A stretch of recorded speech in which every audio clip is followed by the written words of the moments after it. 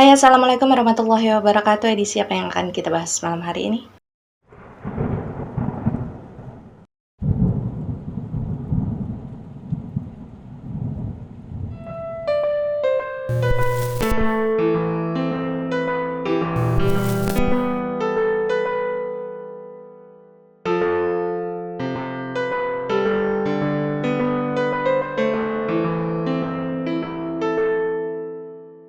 Dannya mulai hari ini akan ada edisi spesial di mana saya akan membacakan isi dari Novelin yang sudah launching beberapa waktu yang lalu, tapi kebetulan sudah sold out. Jadi bagi kalian yang memang kemarin tidak sempat membeli Novelin, tidak kebagian gitu ya, karena memang sold out, kalian akan tetap bisa tahu bagaimana isi dari Novelin ini sepenuhnya.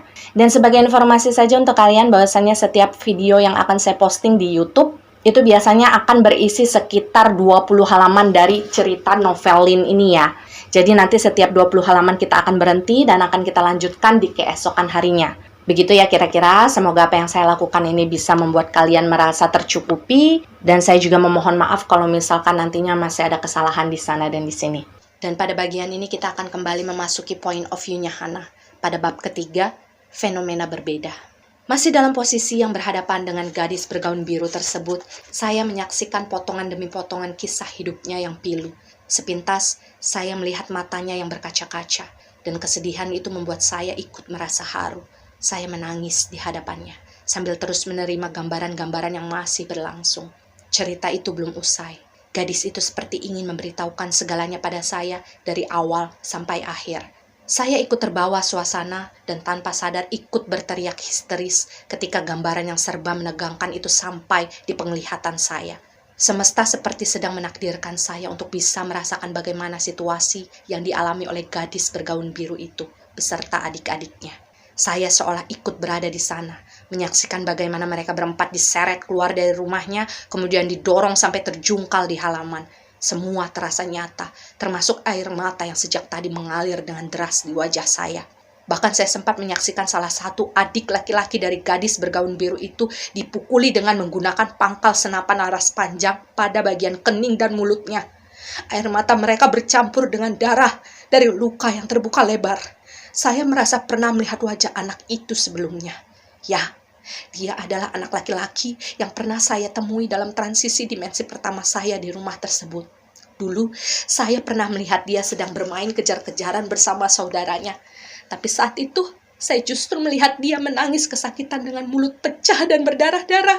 Kejam, karena tak satupun manusia yang menyiksa mereka saat itu merasa kasihan. Tak hanya sampai di sana, selain anak laki-laki tadi, saya juga melihat satu anak laki-laki lainnya yang usianya lebih muda ikut dipukuli tanpa ampun dengan kayu balok dan batu. Anak kecil yang usianya paling hanya sekitar 4 atau 5 tahun terus berusaha untuk mencari sosok kakak-kakaknya meski darah mengucur dari beberapa luka yang ada di wajahnya.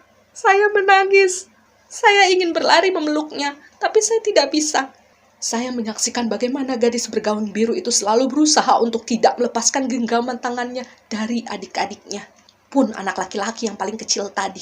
Saya melihat anak itu berlari dengan kedua kaki kecilnya untuk menghampiri sang kakak yang sudah terjerembab di kubangan tanah basah. Ada harapan di mata sayunya, bahwa jika dia berhasil berlari untuk memeluk sang kakak, maka hidupnya akan selamat.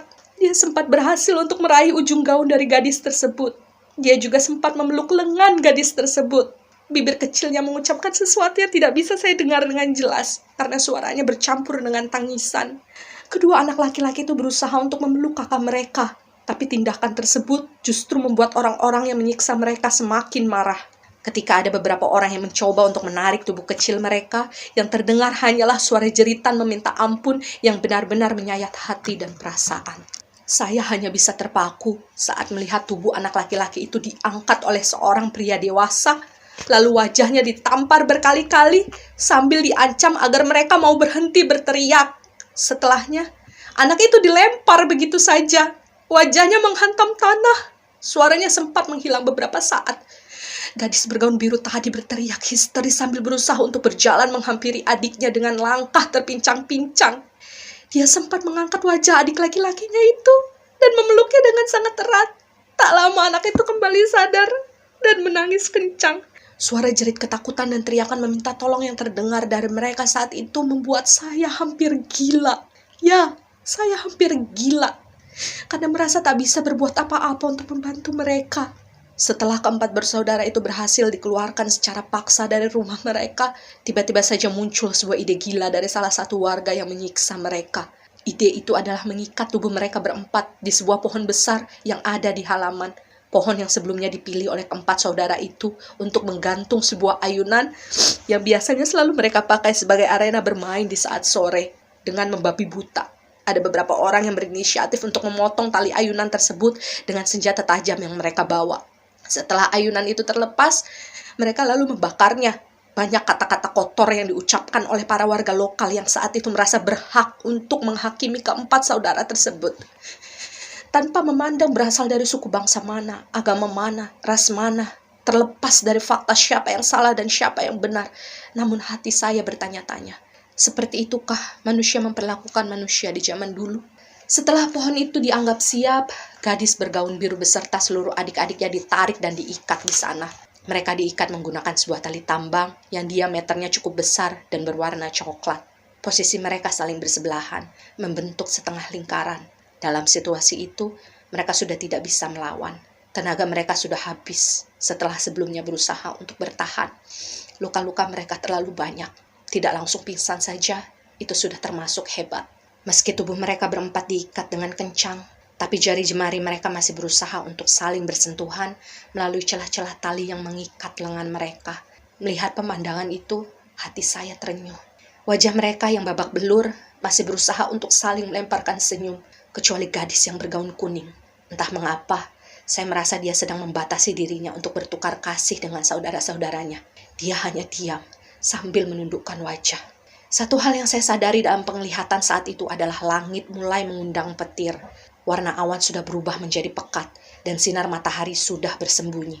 Bersamaan dengan suara orang-orang yang sedang sibuk mencaci maki keluarga gadis bergaun biru itu, rintik hujan mulai turun.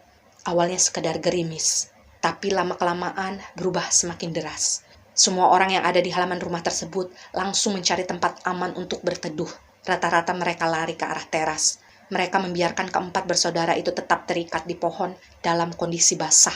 Basah karena air hujan, sekaligus basah karena air mata.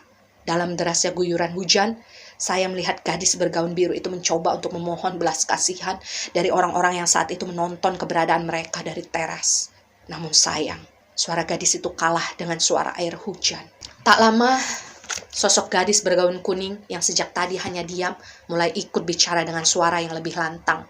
Dia memohon belas kasihan agar orang-orang kejam itu bersedia untuk memberikan kesempatan pada mereka untuk melanjutkan hidup. Tapi tak ada yang menjawab permintaan mereka. Di bawah air hujan yang turun dengan deras, mereka berempat justru dijadikan tontonan. Tapi gadis bergaun biru itu tidak menyerah. Dengan suaranya yang sudah mulai habis, dia tetap berbicara. Dia memohon, berharap, meminta agar adik-adiknya tidak diikut sertakan dalam penyiksaan itu. Jika memang ada yang harus dihabisi karena kesalahan Lin, maka dia bersedia untuk menanggung semuanya sendirian. Jangan bawa adik-adiknya.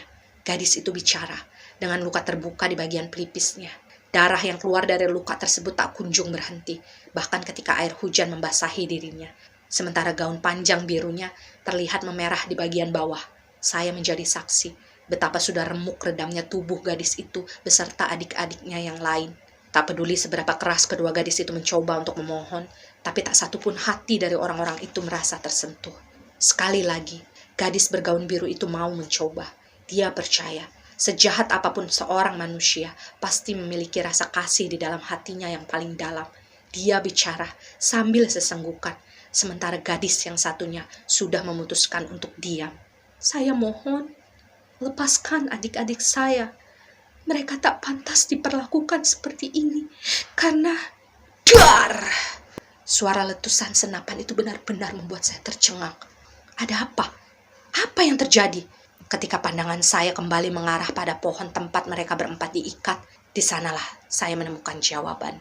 Dengan sadis, seorang laki-laki yang memegang senapan laras panjang secara tiba-tiba menarik pelatuknya.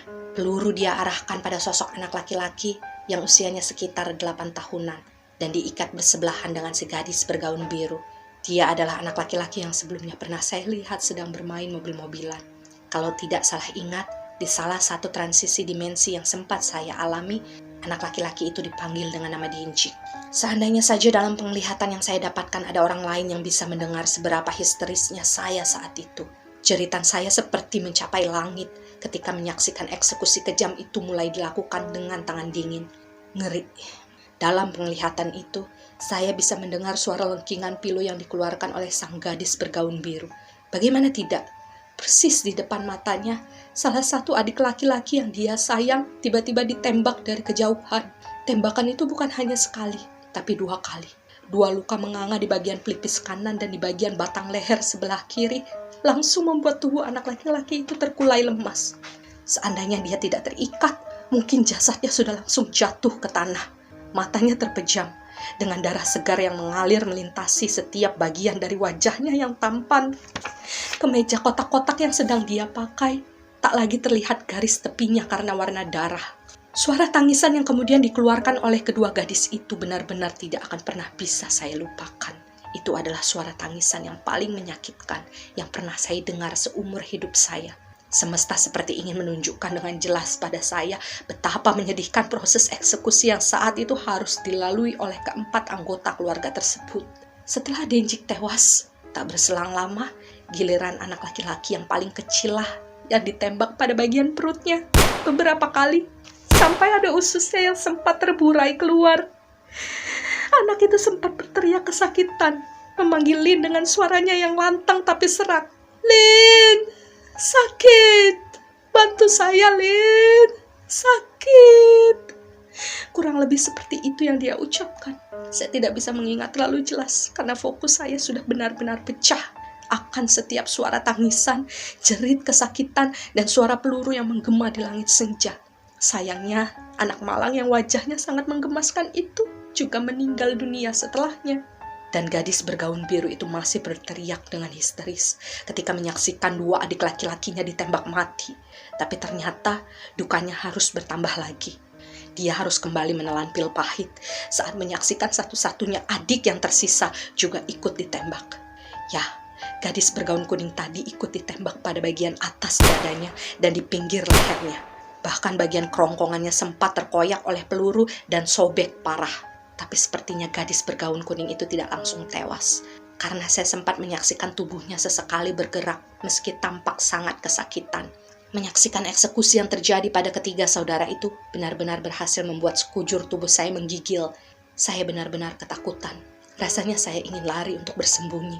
Tapi saya sadar kalau saat itu saya sedang tidak berada dalam lintas dimensi tempat di mana kejadian mengerikan itu sedang terjadi. Saya hanya sekedar menyaksikan residual memori itu terulang, bukan sedang hadir di sana secara langsung. Hingga tibalah waktu yang paling saya takutkan. Saat itu, giliran gadis bergaun biru yang dieksekusi dengan cara yang sama seperti adik-adiknya. Dia ditembak. Di saat itu, ada 3 suara dentuman tembakan yang saya dengar. Tapi sepertinya 1 peluru meleset dan hanya 2 peluru yang berhasil menembus tubuh dari gadis bergaun biru tersebut. 1 di bagian kening tengah, 1 di bagian dada kanan. Saya menyaksikan bagaimana gadis bergaun biru itu sempat menarik napasnya 2 kali dengan sangat berat. Kepalanya terhuyung-huyung dengan bola mata yang perlahan memutar ke atas. Tapi sungguh, gadis itu tidak langsung meninggal dunia meski lukanya sangat parah. Sesekali dia seperti mendapatkan kekuatan untuk menatap ke arah gerombolan orang-orang yang tengah menonton eksekusi dia dan keluarganya. Saat itu wajahnya sudah banjir dengan darah. Sebuah lubang peluru yang tersisa di tengah keningnya sempat membuat saya bergidik memandanginya. Tidak perlu dibayangkan seberapa sakitnya. Sepertinya tidak semua orang menonton eksekusi tersebut sadar bahwa 2 di antara 4 orang yang sudah mereka tembaki sebenarnya belum tewas. Setelah eksekusi dingin itu selesai dilakukan, ada beberapa suara tembakan lagi yang saya dengar. Sepertinya tembakan itu memang sengaja diarahkan pada tali yang mengikat tubuh keempat bersaudara itu. Sekitar 3 atau 4 kali tembak, pada akhirnya tali tersebut putus. Dan otomatis tubuh-tubuh yang terikat di pohon tersebut langsung jatuh, menghantam permukaan tanah yang pada saat itu sudah basah dan becek karena disiram hujan. Sungguh, saat itu saya benar-benar menyaksikan kedua gadis yang bergaun biru dan kuning tersebut menggeliat. Jari-jari mereka bergerak seperti hendak menggaruk tanah. Mungkin mereka sedang merasakan sakit yang luar biasa. Posisi mereka saat itu memang terbaring saling bersebelahan. Dalam sisa-sisa napasnya, gadis bergaun kuning sempat mengatakan sesuatu pada gadis bergaun biru. Sesuatu yang mungkin tidak terlalu jelas terdengar oleh si gadis bergaun biru, karena kesadarannya saat itu sudah tinggal separuh. Hanya satu kalimat dari gadis bergaun kuning yang sempat dia dengar dengan lumayan jelas. Saya benci kamu. Saya benci orang-orang Indonesia. Tak lama, mereka berdua sama-sama tidak bergerak. Tak ada lagi tanda-tanda kehidupan pada diri mereka. Saya menghela napas panjang, karena bingung harus merasa apa. Haruskah saya merasa sedih karena kehidupan mereka berempat harus berakhir secara tragis? Atau saya harus merasa lega, karena pada akhirnya siksaan yang mereka dapatkan sudah berakhir? Suasana seketika berubah menjadi hening. Waktu seperti berhenti beberapa saat. Bahkan saya seperti bisa mendengarkan suara angin dan suara tangisan burung-burung kecil di atas ranting pohon yang mungkin ikut menyaksikan akhir berdarah dari keluarga tersebut. Pada akhirnya, rekaman dari perjalanan hidup milik gadis bergaun biru dan adik-adiknya selesai saya saksikan. Seperti akhir dari sebuah pemutaran film, perlahan tapi pasti. Pandangan saya mulai blur dan menghitam. Paru-paru saya kembali bisa merasakan udara. Napas saya terengah-engah dan rasa lelahnya sangat luar biasa. Saat itu, saya kembali bisa merasakan sentuhan jari-jari di atas kelopak mata saya yang terpejam. Sensasinya sangat luar biasa. Rasanya seperti dijatuhkan dari tempat yang sangat tinggi ke tempat yang sangat rendah. Lambung saya terasa mual, kepala saya berkunang-kunang, serta ujung kaki dan tangan yang rasanya dingin sampai ke tulang. Pokoknya semua perasaan yang tidak enak sempat menghajar tubuh saya secara bersamaan. Hal terpenting dari apa yang saya sadari saat itu adalah wajah saya sudah basah karena air mata. Kesedihan saya terasa nyata. Saya benar-benar yakin kalau apa yang saya alami dalam perjalanan transisi dimensi tadi bukanlah halusinasi semata. Semesta membuat saya bisa menyaksikan bagaimana kehidupan mereka berempat pernah berjalan. Setelah penglihatan yang menyesakkan itu selesai, gadis itu mengangkat telapak tangannya dari kedua mata saya. Ketika sudah membuka mata, pandangan kami sempat beradu sebentar. Ada jeda waktu beberapa saat yang saya gunakan untuk menatap wajah gadis itu dalam-dalam. Jujur, saya kehabisan kata-kata. Saya tentu masih ingat benar bagaimana kondisi terakhir dari gadis bergaun biru itu ketika dieksekusi dengan tembakan. Luar biasa. Kalau sebelumnya saya sempat melihat dia tergeletak di tanah, tidak bernyawa, dengan tubuh yang berdarah-darah. Tapi di detik itu, saya kembali diberikan kesempatan untuk melihatnya dalam versi yang berbeda. Dia menampakkan dirinya pada saya dalam keadaan baik, sebagaimana penampilannya dulu ketika hidup. Gadis itu lalu tersenyum, seolah lega, karena akhirnya ada seseorang yang bisa mengetahui keberadaannya dan masa lalunya. Kami di sini bukan untuk mengganggu, ucapnya pelan, agak sedih, tapi berusaha tegar. Saat itu saya masih belum bisa berkata apa-apa, tapi hati saya percaya padanya. Jadi saya hanya menganggukkan kepala. Mereka adik-adik saya. Gadis itu lalu menunjuk ke arah halaman, tempat di mana ketiga saudaranya yang lain berada.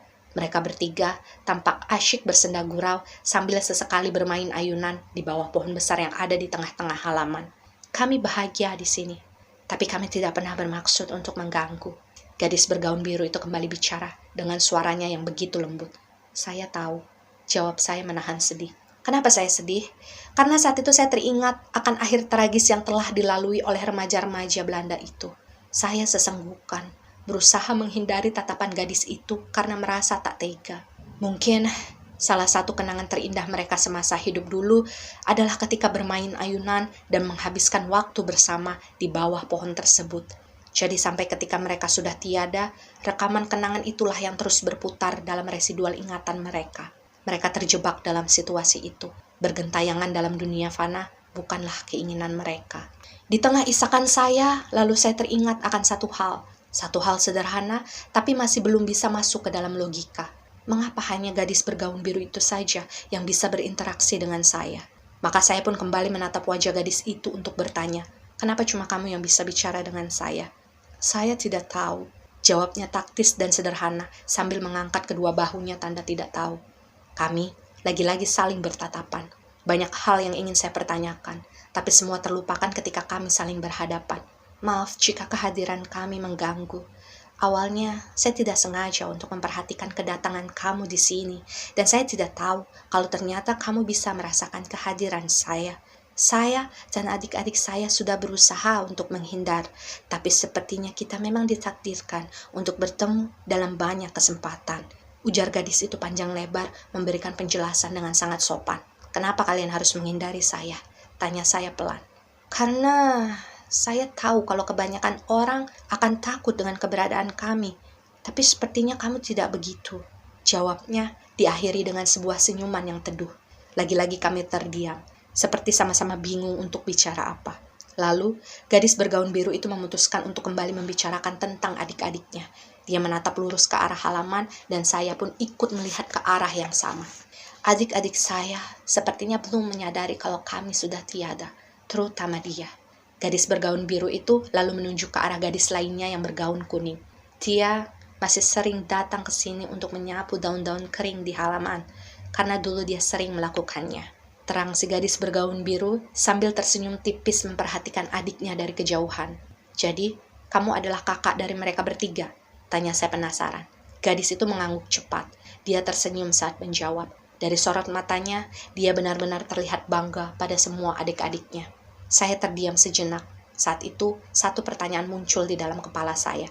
Jadi, yang selama ini sering menyapu daun-daun kering di halaman, itu dia? Tanya saya memastikan sambil mengarahkan pandangan pada sosok yang saya maksud di dalam pertanyaan. Tentu saya penasaran, karena rasanya masih sulit dipercaya jika sosok entitas seperti mereka bisa melakukan hal-hal nyata di dimensi manusia. Kami hanyalah sisa-sisa dari masa lalu yang tertinggal di tempat ini. Saya tidak tahu bagaimana harus menjawab pertanyaan kamu dengan jelas, tapi memang benar. Dialah yang selalu berada di sana untuk membersihkan semuanya. Gadis bergaun biru itu membenarkan tanpa bersikap egois untuk memaksa saya percaya. Semua kehendak semesta. Terkadang semesta memiliki alur yang tidak bisa ditebak. Akhirnya saya terdiam, menyadari betapa berkuasanya Tuhan di dalam kehidupan setiap makhluk hidup di dunia. Menyadari betapa berkuasanya Tuhan di dalam kehidupan setiap makhluk di dunia. Tuhan membuktikan kepada saya kalau Dia adalah Maha Kuasa. Perjalanan yang saya lalui belakangan melalui transisi dimensi membuat saya tersadar bahwa alam dunia ini diciptakan dengan sangat luas oleh Tuhan, termasuk setiap lapisan-lapisan dimensi yang menyimpan rahasianya masing-masing. Tiba-tiba saya merasa kecil dan tidak berarti. Apa yang terjadi selanjutnya adalah sesuatu yang tidak pernah saya bayangkan sebelumnya. Saat itu saya menyaksikan dengan jelas bagaimana gadis bergaun kuning tadi beserta kedua adik laki-lakinya yang sedang bermain di halaman depan, perlahan tapi pasti sosoknya mulai memudar. Seperti sebuah gambar yang perlahan dihapus oleh alam. Mulai dari bagian bawah merambat ke bagian atas. Tubuh mereka seperti menghilang, bak asap yang tertiup oleh angin. Saya terkejut, saya terdiam. Kedua mata saya membelalak. Karena hal yang saya saksikan itu adalah sesuatu yang menakjubkan, sekaligus menakutkan.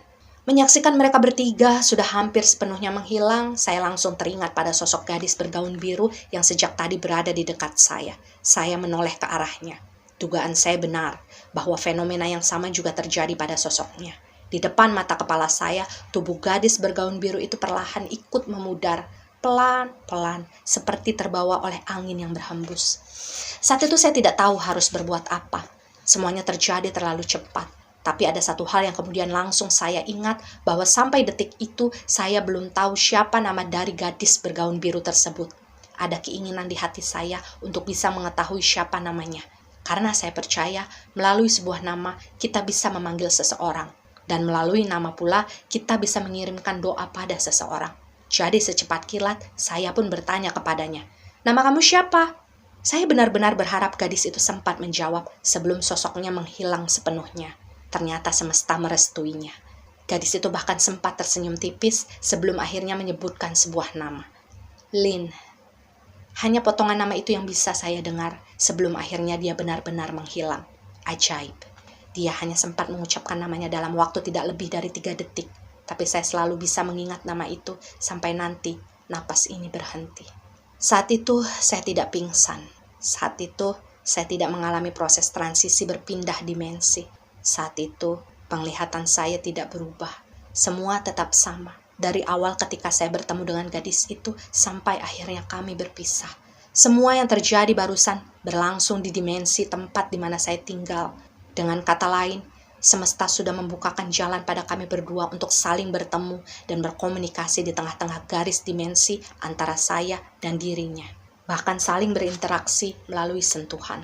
Fakta ini memang sulit untuk dipercaya, apalagi bagi orang-orang yang skeptis sejak awal. Lalu tergolong dalam jenis apakah perjalanan yang saya lalui saat itu? Perjalanan spiritual? Transisi multidimensi? Penelusuran residual memori? Entahlah. Saya bukan seorang ahli yang bisa menjelaskan tentang berbagai istilah secara ilmiah. Tapi bagi siapapun kalian yang mungkin sekarang sedang membaca kisah ini, kalian berhak untuk percaya ataupun tidak. Kalian boleh menganggap saya aneh ataupun gila. Karena mental saya sudah terlatih kuat untuk menghadapi penghakiman-penghakiman sosial. Bahkan jauh sebelum bertemu dengan sosok Lin, kejadian Sunya Liris yang pernah saya alami juga sudah mengajarkan saya beberapa hal. Salah satunya adalah untuk tetap tersenyum meski sebenarnya dalam hati hancur berantakan. Saya percaya kalau pada dasarnya setiap manusia memiliki pengalaman yang berbeda-beda dalam kehidupan mereka, baik secara natural maupun supranatural. Ada beberapa di antara mereka yang mungkin mengakui, tapi tak jarang mereka justru berusaha untuk menutupi. Hari gini masih percaya sama hantu. Itu adalah ucapan yang biasanya dilontarkan oleh mereka-mereka yang tidak terlalu percaya diri untuk mengetahui bahwa banyak hal yang tidak terlihat dan tidak terdengar dalam kehidupan mereka sehari-hari. Bab keempat, kisah kami, point of view Hannah dan Lin. Sepertinya Tuhan memang sengaja untuk menguji saya dengan berbagai hal, agar rasa cinta saya kepadanya bisa kembali tumbuh seperti sedia kala. Tuhan mungkin ingin saya melupakan kejadian Sunya Liris yang sempat membuat saya begitu membenci takdir dan kehidupan. Seiring berjalannya waktu, Tuhan seperti ingin membuat saya sadar bahwa sudah berkali-kali saya diselamatkan dari hal-hal yang berbahaya. Hanya saja, saya yang terlalu lambat untuk memahami semuanya. Setelah pertemuan kami waktu itu, hubungan yang terjalin antara saya dan Lin semakin dekat. Dia sering menemani saya di rumah ketika sedang tidak ada siapa-siapa. Kami berkomunikasi satu sama lain dengan cara yang kami punya. Tapi sayangnya, untuk beberapa tahun di awal, hanyalah Lin yang bisa saya temui setiap hari di rumah tersebut. Entah apa alasannya, tapi adik-adik Lin seperti menghilang begitu saja. Saya tidak bisa melihat keberadaan mereka di sekitar saya, meski dengan kemampuan yang saya punya. Disclaimer, ini adalah momen yang terjadi dalam rentang tahun 2012 sampai 2022 awal. Karena di penghujung tahun 2022, semesta kembali mempertemukan saya dengan adik-adik Lin melalui proses yang sulit untuk dijelaskan dengan kata-kata. Saya dan Lin melakukan banyak hal bersama. Waktu-waktu yang kami jalani terasa menyenangkan. Saya tak lagi merasa kesepian. Karena sering bersama, lama-kelamaan Lin mulai ikut menikmati apa yang saya kerjakan. Salah satunya adalah meronce gelang. Satu hal yang saya sukai ketika sedang meronce gelang bersama Lin adalah ketika Lin terlihat begitu antusias setiap kali dia memperhatikan secara detail tentang bagaimana cara saya membuat sebuah gelang sampai selesai. Kadang dia berdiri di depan meja saya sambil melihat satu persatu apa yang saya lakukan. Bahkan sesekali saya meminta saran padanya untuk memilih warna yang akan dipadu-padankan dalam sebuah gelang. Dia sangat penasaran dengan segala hal. Lin pernah bilang, jika saja dia masih hidup, dia sangat ingin mempelajari cara membuat gelang. Lin ingin membuatkan gelang-gelang indah untuk adik-adiknya. Mungkin bagi Lin, pernyataannya itu adalah sesuatu yang sederhana. Tapi bagi saya, pernyataan itu terasa sangat menyedihkan.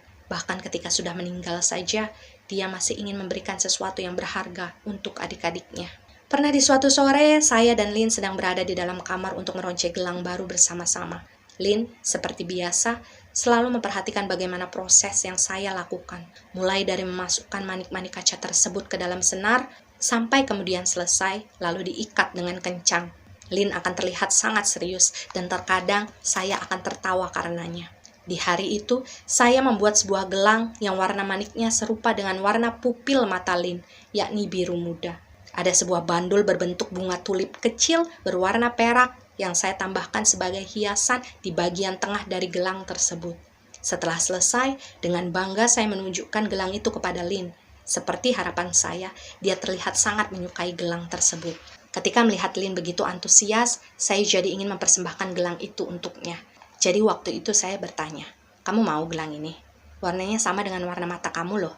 Lin tidak langsung menjawab. Dia hanya tersenyum tipis sambil memperhatikan gelang itu dalam diam. Bodohnya, saya baru menyadari beberapa saat kemudian bahwa sepertinya pertanyaan saya barusan agak sensitif untuk didengar. Saya benar-benar tidak bisa menebak akan seperti apa reaksi Lin selanjutnya. Saya sampai berhenti bicara. Saya kira dia akan marah. Saya ini hantu, dan hantu tidak bisa memakai gelang, jawab Lin kemudian.